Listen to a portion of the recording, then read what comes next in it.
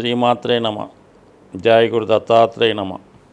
ఈ వీడియోలో మనం జూన్ 1వ తారీఖు నుంచి 15వ తారీఖు మధ్యలో సింహరాశి వారికి జరగబోయే పక్ష ఫలితాలు ఏ విధంగా ఉండబోతున్నాయి అన్న విషయాన్ని మనం ఈ వీడియోలో పరిశీలించే ప్రయత్నం చేద్దాం.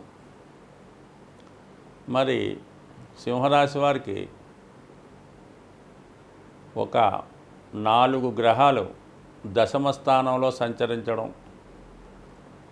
ఏదన్నా ఒక గ్రహం దశమ స్థానంలోకి వచ్చినప్పుడు ఖచ్చితంగా దాని యొక్క ప్రభావం వృత్తి మీద చూపించడం జరుగుతూ ఉంటుంది.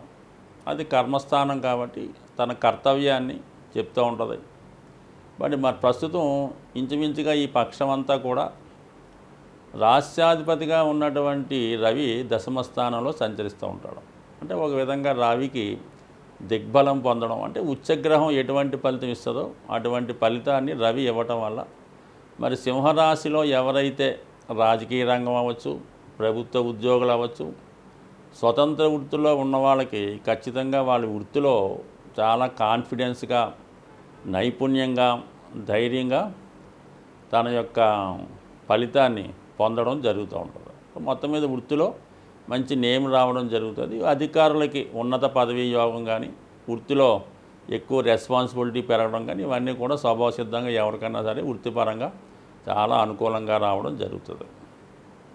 శుక్రుడితో కలిసి ఉండడం వల్ల కొంతవరకు మరి తృతీయ దశమాధిపతిగా రవితో కలిసి ఉండడం వల్ల, అలాగే గురువు కూడా అష్టమ స్థానాధిపతిగా దశమలో సంచరించడం వల్ల కంప్లీట్గా జాతకుడు వృత్తిలో మార్పు వచ్చే అవకాశం ఉంది. ఆ మార్పు కూడా ఏంటంటే కొంతమందికి ఏదైనా సీట్లు ప్రమోషన్ రావడం వల్ల కానీ, కొత్తగా ఒక స్థానం నుంచి ఇంకో స్థాయిలోకి మారడం కానీ, మరి ప్రస్తుతం ఉన్నటువంటి పరిస్థితులను బట్టి ఖచ్చితంగా మరి ప్రభుత్వ ఉద్యోగులకు కానీ, రాజకీయ నాయకులకు కానీ, ఏ వృత్తిలో ఉన్న వాళ్ళకైనా వాళ్ళ వృత్తి వ్యవహారాల్లో ఖచ్చితమైనటువంటి మార్పు రావడం జరుగుతుంది. గతంలో కన్నా వృత్తిలో బాధ్యత పెరుగుతుంది, ఆదాయం పెరుగుతుంది, గౌరవం పెరుగుతుంది. సో ఈ విధంగా వృత్తిలో సక్సెస్ అన్నది కంపల్సరీగా ఈ రాబోయే 1వ తారీఖు నుంచి అనుకూలంగా రావడం జరిగింది. ఇక గురువు పంచమ స్థానాధిపతిగా ఉన్నాడు. అంటే మీలో జాతకుడికి ఏదైతే టాలెంట్ ఉంటుందో, ఏదైతే చేద్దాం అనుకుంటాడో, అతనికి హ్యాపీగా అతని యొక్క ఆలోచన విధానం ఏ విధంగా ఉంటుందన్నది పంచమ స్థానాధిపతి దశమ స్థానంలో ఉండడం వల్ల ఒక విధంగా అది ఒక పట్టాభిషేకం లాంటిదో, ఒక రాజ్యాభిషేకం లాంటిదో, ఒక పదవి దొరకడం లాంటిది. అంటే తన కోరిక నెరవేర్చుకోవడం జరుగుతూ ఉంటుంది. ఈ విధంగా ఎవరైనా ఏవైతే ఆశిస్తున్నారో వాళ్ళకి ఆ యోగం ఈ సమయంలో, అంటే ఇంచుమించుగా మనకి ఈ నెల 15 తారీఖు లోపల ఖచ్చితంగా జరిగే అవకాశం ఉన్నది.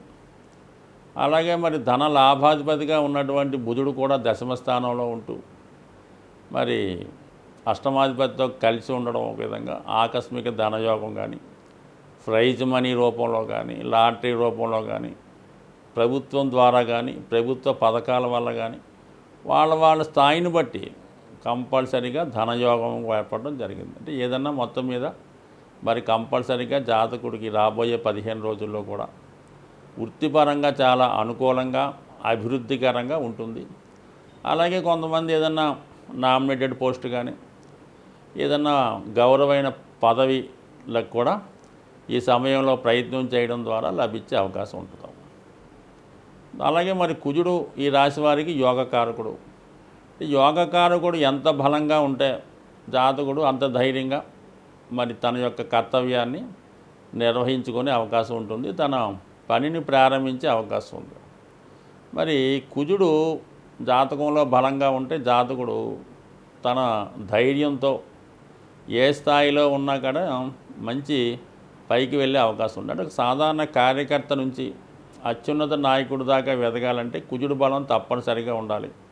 మరి అటువంటి కుజుడు కూడా ఇప్పుడు ప్రస్తుతం భాగ్యస్థానంలో స్వక్షేత్రగతుడై ఉండడం వల్ల కంపల్సరీగా మరి జాతకుడికి తన యొక్క చర్యల ద్వారా మంచి నేమ్ లభించే అవకాశం ఉంది. సో అలాగే చతుర్థాధిపతి భాగ్యస్థితి కాబట్టి భూములు, స్థిరాస్తులు, వాటికి సంబంధించిన విలువ పెరగడం, లేదంటే జాతకుడు ఈ భూమికి సంబంధించిన వృత్తిలో ఉంటే రియల్ ఎస్టేట్ కానీ, కన్స్ట్రక్షన్ కానీ, ఏదైనా వ్యవసాయం కానీ, ఇటువంటి వాటిలో ఉన్న వాళ్ళకి చాలా అనుకూలంగా ఉంటాయి. ముఖ్యంగా ఏంటంటే ఈ భూమిలో దొరికినటువంటి ఖనిజాల ద్వారా, మెటల్స్ ద్వారా చేస్తున్న వాళ్ళకి కూడా ఇది అనుకూలించే అవకాశం చాలా అనుకూలంగా ఉంది. అలాగే మరి ప్రస్తుతం శని భగవానుడు కూడా ఈ రాశి వారికి యోగిచ్చే స్థితిలో ఉండడం జరిగింది. అంటే మొన్నటిదాకా శని భగవానుడు శతభిష నక్షత్రంలో సంచరిస్తూ మరి రాహు అష్టమంలో ఉండడం వల్ల కొన్ని అవమానాలు, కొన్ని పనులు దగ్గరగా వచ్చి వాయిదా పడడం, ఇవన్నీ రావడం జరిగాయి. మరి ప్రస్తుతం శని భగవానుడు కూడా మరి గురు నక్షత్రం అయినటువంటి పూర్వభాద్ర మీదకి రావడం వల్ల అటువంటి గురువు ప్రస్తుతం దశమ స్థానంలో సంచరించడం, ఈ విధంగా వృత్తిపరంగా ఏ విధంగా చూసినా జాతకుడికి వృత్తిలో అభివృద్ధి, వృత్తిలో మార్పు, తనకి ఏదైతే ఇష్టం ఉంటుందో, తను ఏదైతే చేద్దాం అనుకున్నాడో అది కంపల్సరీగా చేసే అవకాశం ఉంటుంది. అలాగే మరి మీ యొక్క సంతానం కానీ, మిమ్మల్ని బాగా ఫాలో అయ్యేవారు మీ శిష్యులు, మీరు ఎవరైతే మీకు సహకరిస్తామనుకున్నారో వాళ్ళంతా కూడా మీకు వృత్తిపరంగా సహకరించే అవకాశం ఉంది. ఇవన్నీ కూడా మొత్తం మీద ఒక మంచి మార్పు ఈ రాబోయే కొద్ది రోజుల్లోనే ఈ సింహరాశి వారికి వచ్చే అవకాశం ఉంది. మరి యాజిటీజ్గా సింహరాశి వారు ఎప్పుడు కూడా నిరంతరం సూర్యభగవాన్ని పూజించుకోవడం, సూర్యాష్టకం చదువుకోవడం, ఆదిత్య ఉదయం చదువుకోవడం, ఇలాంటివి చేయడం వల్ల కంపల్సరీగా ఎప్పుడు కూడా వీళ్ళు మంచి స్థాయిలోనే ఉండే అవకాశం ఉంటుంది. ముఖ్యంగా మనకి ఈ పక్షంలో వచ్చినటువంటి పండగలను ఒకసారి పరిశీలించినప్పుడు అన్ని రాశుల వారికి ముఖ్యంగా విశేషంగా ఈ పక్షంలో మనకి 6వ తారీఖు జూన్ 6వ తారీఖున ఆ రోజు అమావాస్య శనీశ్వర జయంతి జరుగుతుంది. సో ఆ కారణం వల్ల గ్రహ అనుగ్రహం కావాలనుకునే వాళ్ళు, జీవితంలో వృద్ధి చెందదాం అనుకున్న వాళ్ళు, ముఖ్యంగా ఏ రాశితో సంబంధం లేకుండా అన్ని రాశుల వారు కూడా ఆ రోజు విధి విధానంగా మరి వీలైనంత వరకు సూర్యోదయం లోపలే మనకి ఏదైనా దేవాలయాన్ని దర్శించి, ముఖ్యంగా శివాలయాన్ని దర్శించడం, అక్కడ ఉన్నటువంటి నవగ్రహాల్లో శని భగవానుణ్ణి విధి విధానంగా అభిషేకం చేసి దాని తర్వాత శివుణ్ణి కూడా దర్శించడం వల్ల, అలాగే వీలైతే ఆ రోజు నూనెతో చేసినటువంటి పదార్థాలు ఏది కూడా తినకూడదు అన్నమాట. అంటే అలాగే నెయ్యితో చేసినవి కూడా తినకూడదు.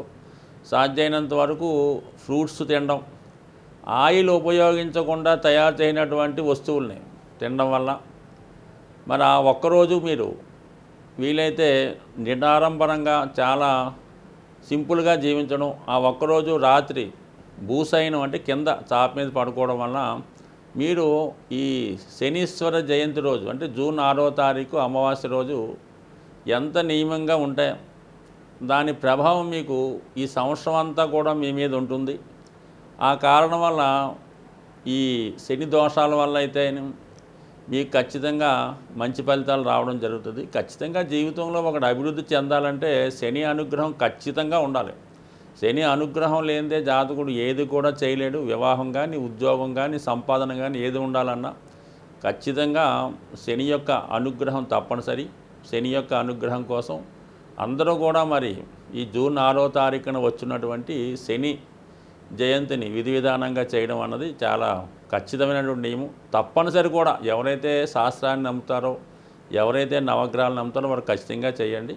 అలాగే మరి అంతకు ముందు రోజు వచ్చే 5వ తారీఖు మాస శివరాత్రి రోజు కూడా విధి విధానంగా మరి వీళ్ళని బట్టి ఆ రోజు శివుడికి అభిషేకం చేసుకోవడం వల్ల కూడా శని యొక్క దోషాల నుంచి బయటపడే అవకాశం ఉంది. ఇంకా ఓవరాల్గా సక్సెస్ కావాలనుకునేవాళ్ళు, అలాగే ప్రస్తుతం కుజుడు బలంగా ఉన్నాడు కాబట్టి కుజుని యొక్క అనుగ్రహం ఇంకా కావాలనుకుంటే మరి జూన్ 1వ తారీఖున ఉన్నటువంటి హనుమాన్ జయంతి రోజు హనుమంతుణ్ణి విధి విధానంగా పూజించడం, వీలైతే తమలపాకులతో కానీ సింధూరంతో కానీ పూజించడం మంచిది. ఆ రోజు మరి ఉపవాసం ఉండడం కానీ, విధి విధానంగా నియమంగా ఉండడం కానీ, హనుమంతుని ఉత్సవాల్లో పాల్గొనడం వల్ల సక్సెస్ అన్నది చాలా సులువుగా సంపాదించవచ్చు. ఈ సమయంలో హనుమంతుడిచ్చినటువంటి వేగంగా ఎవరు కూడా ఫలితాన్ని ఇవ్వలేరు. మరి అదృష్టవశాత్తు మరి కుజుడు ఈ 1వ తారీఖునే మేషరాశిలోకి వచ్చి అద్భుతమైనటువంటి స్వక్షేత్రంలోకి రావడం, అదే రోజు హనుమత్ జయంతి రావడం, నిజంగా కుజుని యొక్క అనుగ్రహం కావలసిన వారు స్వామి యొక్క సేవ చేయడం వల్ల కంపల్సరీగా వృత్తిలో విజయం పొందే అవకాశం ఉంటుంది. స్వస్తి.